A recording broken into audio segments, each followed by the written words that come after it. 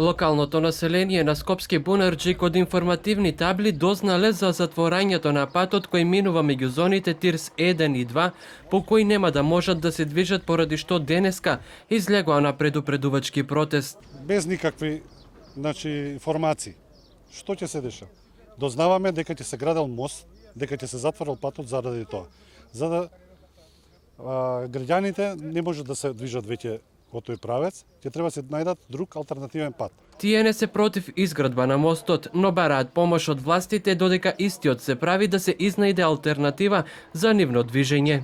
Директно ни е забранета комуникацијата, да речеме вака, од Бунарџик излез према руралните населени места, према општината, према Кадино и према амбуланта и тие работи, директно ни пешки не ќе можеме. Меѓу другото, пред камерата на телевизија 24 нагласуваат дека Бунарџик е единственото населено место толку блиско до автопат без поврзување со истиот. Тука си постои надлажњакот за мали средства само да се поврзе. Единствено сме од Скопје Кумано што не сме поврзани со автопатот.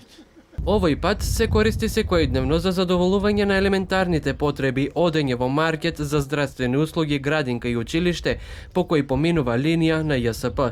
Како ќе биде додека трае градењето, жителите не знаат. Жителите од село Бунарџик овде во индустриската зона бараат, бидејќи добиле информации дека овде ќе се спојуваат двете индустријски зони, а треба да се изгради мост кај што ќе можат да го поминуваат, односно да се поврзува селото Бунарџик до централното градско подрачје, но додека да се изгради тој мост, бараат алтернативен пат како да се движат овие луѓе. Од општина Илинден прецизираат дека надвозникот за поврзување на зоните во населеното место Бунарџик е проект кој целосно го имплементира Дирекцијата за технолошко и индустријски развојни зони, за што има добиено одобрение за градба од страна на Министерството за транспорт и врски.